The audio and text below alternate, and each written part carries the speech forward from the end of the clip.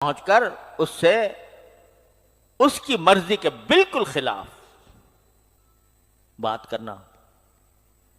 کتنے ہر ایک کام ایک پہاڑ، لیکن کتنا بھی بڑا پہاڑ ہو اللہ سے مانگنا یہی ہے کہ اللہ اس کو میرے لیے آسان کر دیجیے. رب ویسر لی امری.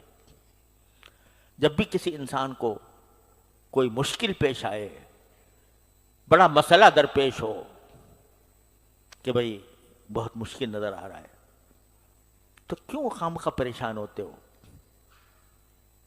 جس کا اللہ ہو اسے پریشانی کیوں ہو؟ تو وہ یہ مانگو، یا اللہ اتنا مشکل نظر آ رہا ہے، یسر لی امری، میرے لیے آسان فرما دے. یہ عبدیت کا تقاضا ہے، بندگی کا تقاضا ہے کہ بندہ اپنے آپ کو محتاج کر کے اللہ تعالیٰ سے کہے کہ اللہ مجھے آسان چاہیے. حضور اقدس صلی اللہ علیہ وسلم کا معمول یہ تھا کہ ما خیر بین امرین الا اختار ایسرہما. جب دو چیزوں میں آپ کو اختیار دیا جاتا کہ یہ چاہو یہ کر لو یا چاہو تو یہ کر لو، تو ان میں سے جو آسان چیز تھی وہ آپ اختیار فرماتے تھے.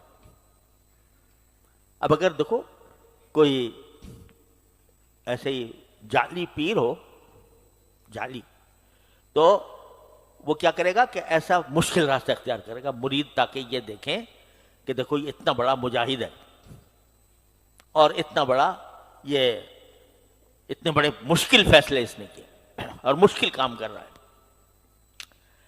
لیکن سرکار دو عالم صلی اللہ علیہ وسلم کیا فرماتے ہیں کہ نہیں، میں تو آسانی کا اختیار کرتا ہوں. یہ بندگی کا تقاضا ہے. اللہ میاں کے سامنے طاقت نہیں جتانی، اللہ میاں کے سامنے اپنے آپ کو طاقتور ظاہر نہیں کرنا.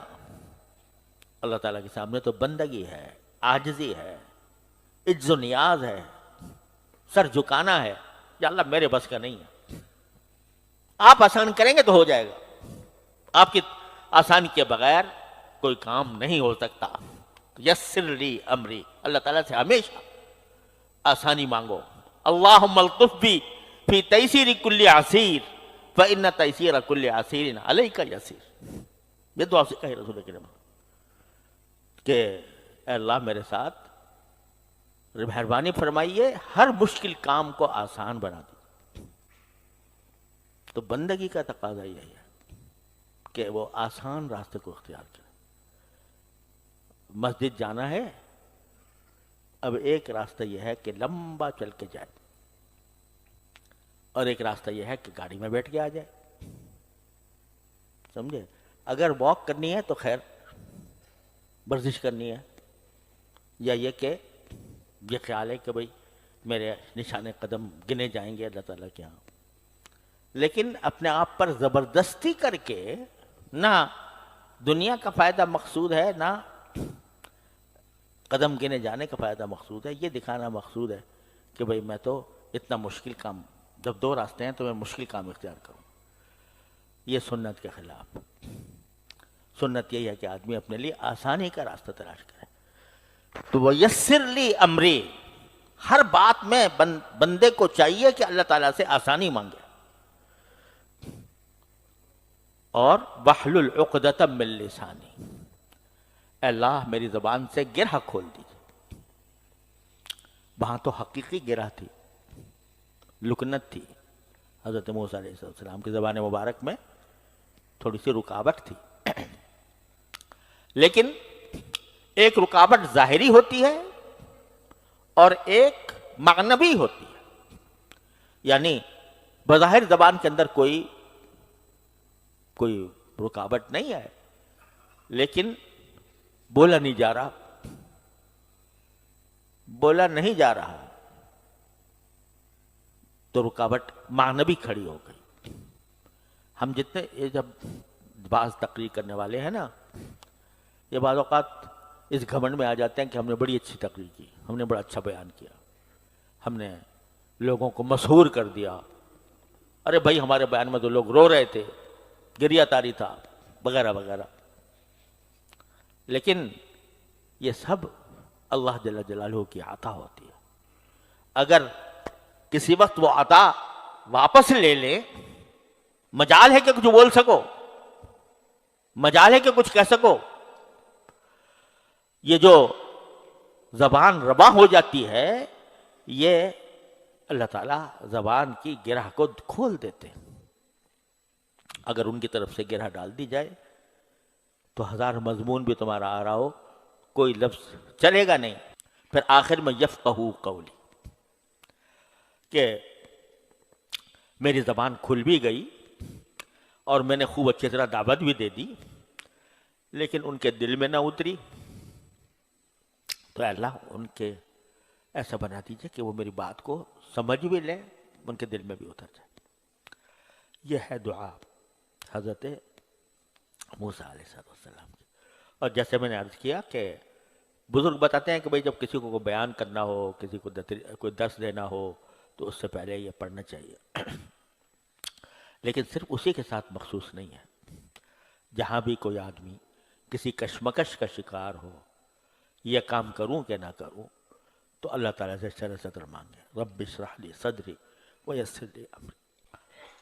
खुलासा ये कि जो हाजत हो, जो मसला दरपेश हो, जो मुश्किल दरपेश हो, तो एक मोमिन का रास्ता यह है कि वो रुजू इल्लाह, अल्लाह ताला के रुजू करे। इसी को इनाबत कहते हैं, इसी को इख्बात कहते हैं।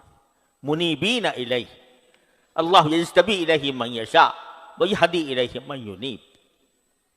इसी को मुखबित कहा जाता है, मुखबितीन।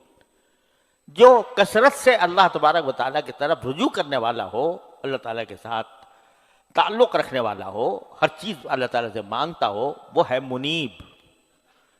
इन्न फ़ी ज़ालिका लआयातिन लिकुल्लि अब्दिन मुनीब। जब बंदा अल्लाह ताला की तरफ रुजू कर लेता है और रुजू का आदी बन जाता है, तो उसके ऊपर उलूम बारिद होते हैं।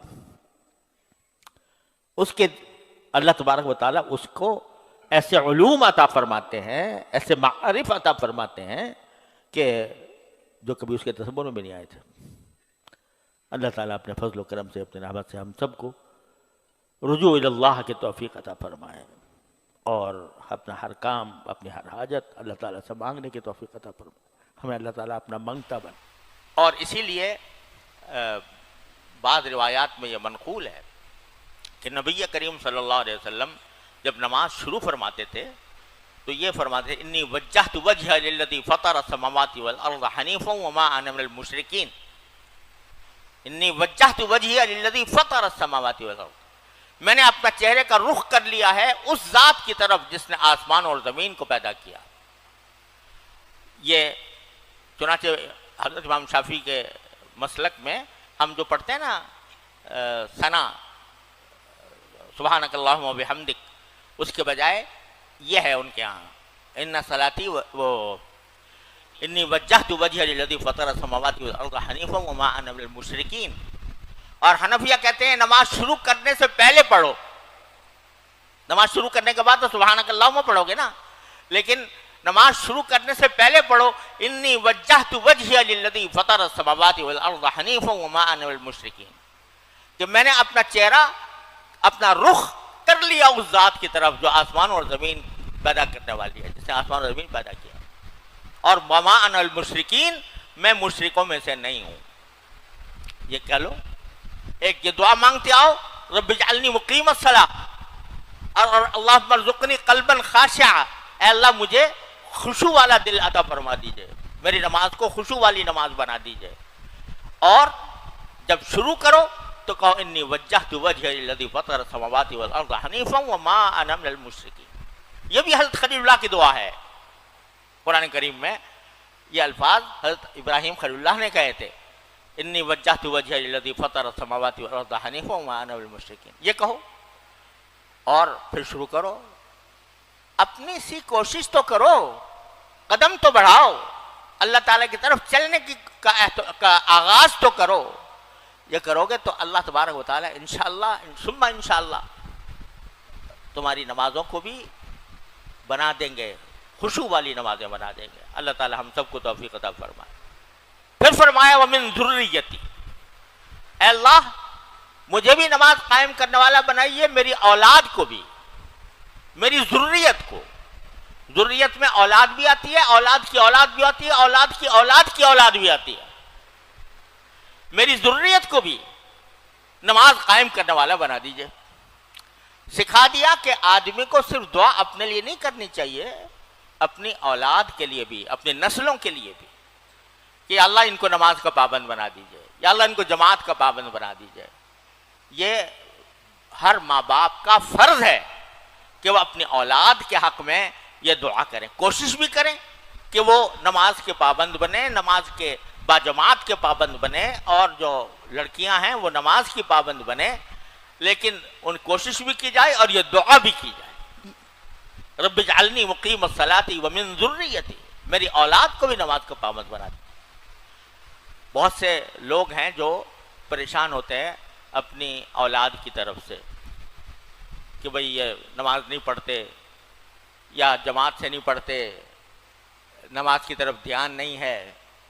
تو والدین کو یہ دعا مانگنی چاہیے، رب اجعلنی مقیم الصلاۃ ومن ذریتی، اور ربنا ھب لنا من ازواجنا وذریاتنا قرۃ اعین.